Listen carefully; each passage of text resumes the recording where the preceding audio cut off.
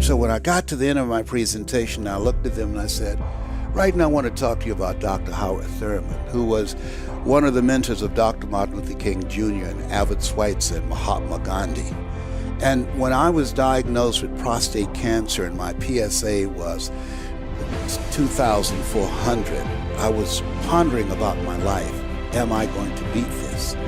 And I was reading his words for comfort. And he said, the ideal situation for a man or woman to die is to have family members praying with them as they cross over. But imagine, if you will, being on your deathbed and standing around your bed, the ghost of the dreams, the ideas, the abilities given to you by life, but you, for whatever reason, you never pursued those dreams. You never acted on those ideas. You never used those gifts, and there they are looking at you with large angry eyes saying, we came to you, and only you could have given us life, and now we must die with you forever. And the question is, if you died today, what dreams, what ideas, what gifts will die with you?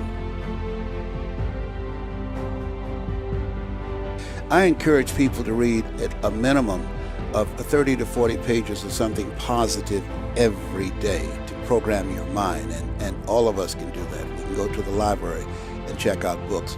When I think about Og Mandino, who wrote The Greatest Salesman in the World, he was on the verge of committing suicide. Went to the library, read the book Think and Grow Rich, and his life turned around. So reading and programming ourselves, the reason that most people should do that, psychologists say that 86% of our self-talk is negative, and it goes undetected by the conscious mind. That's why we're taught, be ye not conformed to this world, be ye transformed by the renewing of your mind. Listen to recordings and things that are positive. Go on YouTube and find things that will begin to empower you. And minimize the distractions in your life. We have so many distractions. The weapons of mass distractions cause most people not to begin to live their lives from the inside out, but from the outside in. You know, there's an African proverb that said, if there's no enemy within, the enemy outside can do us no harm. Shakespeare said the forte of Brutus is not in our stars, but in ourselves, and we are underlings. So you have to program yourself, or your mind will be programmed. The other thing is that have goals that's beyond your comfort zone, because in order to do something you've never done, you've got to become someone you've never been. You've got to become a risk taker. Viscott said, if you're not willing to risk, you can't grow. And if you can't grow, you can't become your best. And if you can't become your best, you can't be happy. And if you can't be happy, then what else is there? And the other thing is, upgrade your relationships. You earn within $2,000 to $3,000 of your closest friends. You've got to look at the people in your life and ask, what is this relationship doing to me? There are many people, because of the toxic, negative, energy-draining people in their lives, they will never be successful, because those toxic relationships will compromise their power. There's a new term in psychology, in psychiatry, called relational illness. There's some people that can make you sick. Now, some people might say, Les, can we change them? No. It's a full-time job changing yourself. And there's some people that's so negative, they can walk into a dark room and begin to develop. They did a study of some top achievers and successful people around the world, and they wanted to find out what was the common denominator among them that enabled them to reach their goals. And what they discovered, that 85% of them reached their goals because of their attitude, their vision about themselves, and 15% because of their aptitude. So school, as you know, has been focused on reading, writing, and arithmetic. It does not consider critical thinking and the conceptual education, and it does not help young people begin to mold a vision of themselves that will allow them to be an asset to our society rather than a liability. So one of the worst things that you can do is provide an environment and get people to buy in a lie about themselves that cause them to live a small life as opposed to a life of achievement, because the culture is designed to hold us back. You have greatness in you. I don't know you, but here's what I know based upon my own experience. You have greatness in you, that you have the ability to do more than you could ever begin to imagine.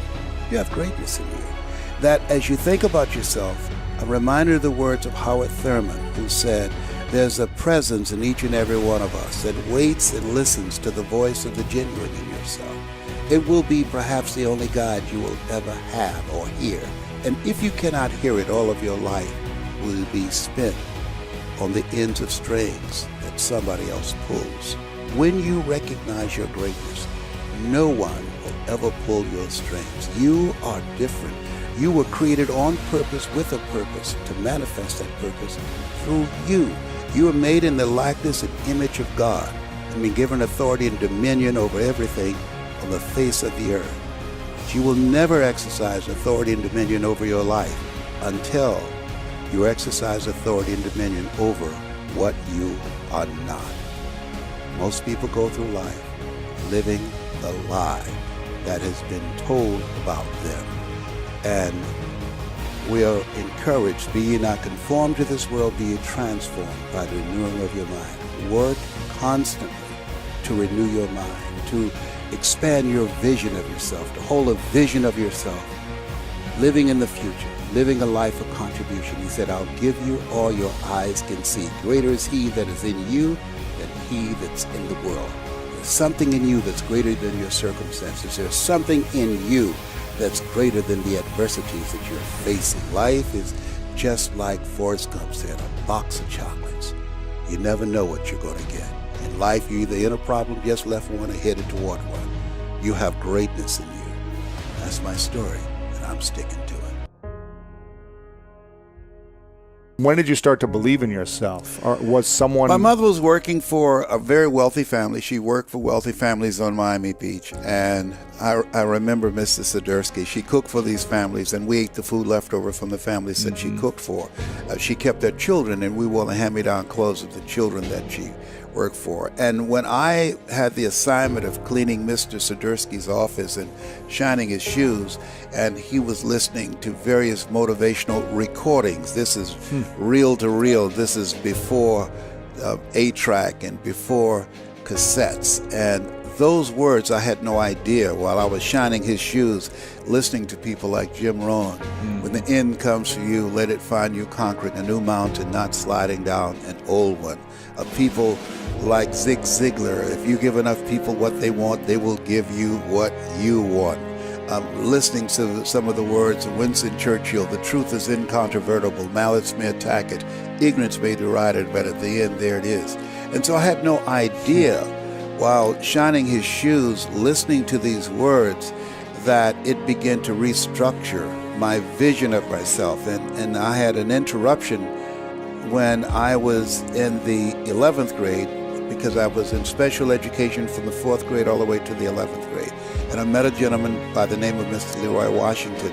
I eulogized him last year. They call him the great communicator. And I was in his class waiting on another student. He said, "Young man, go to the board and work this problem out for me." And I said, "I can't do that, sir." And he said, "Why not?" I said, "I'm just here to see MacArthur Stevens. I'm not one of your students." He said, "Go to the board and do what I'm going to give you directions anyhow."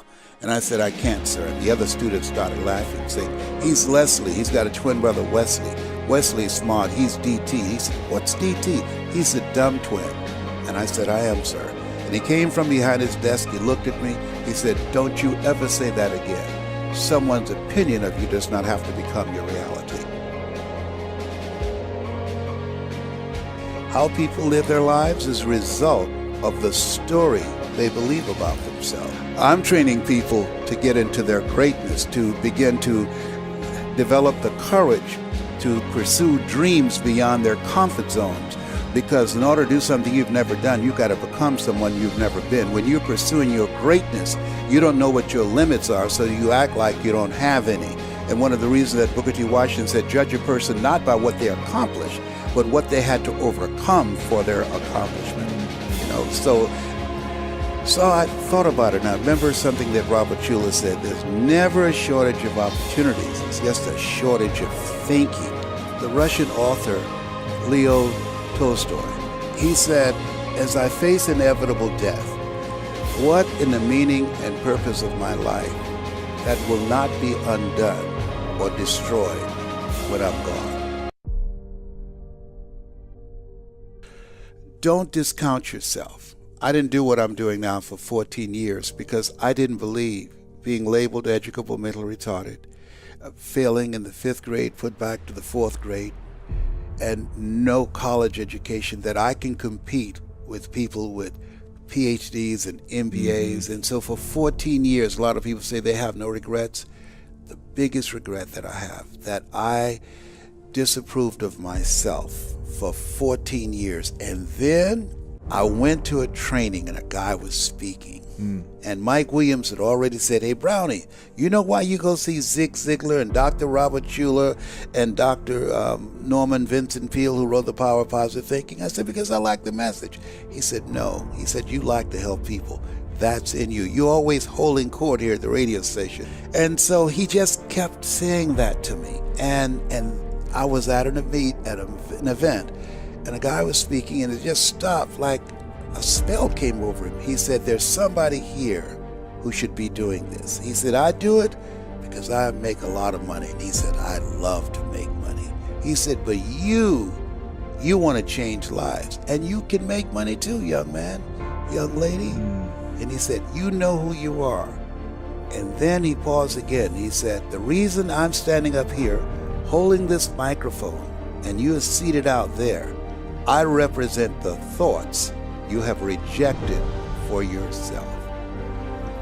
That hit me right between the eyes. I began to cry. At that time, this is in 1980. I went outside.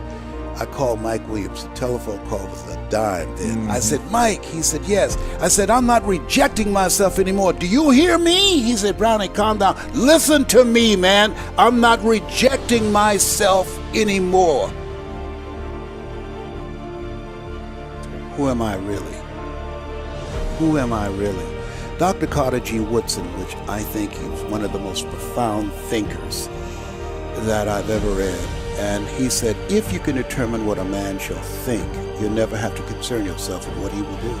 He said, if you can make a man feel inferior, you never have to compel him to seek an inferior status, for he will seek it himself. And if you can make a man feel justly an outcast, you never have to order him to go to the back door. He'll go without being told. And if there's no door, his very nature will demand why. And so we have to begin to ask ourselves, who am I? MIT did a study. If I say to you, you can't do that, somebody else has to come along and say, you can do it, you can do it, you can do it 17 times to neutralize that one time. Wow. So most of us are living a lie. Most of us, because we live in a world where we're told more about our limitations rather than our potential, we go to our graves never knowing who we really are. That's why they say most people die at age 25 and don't get buried until they're 65.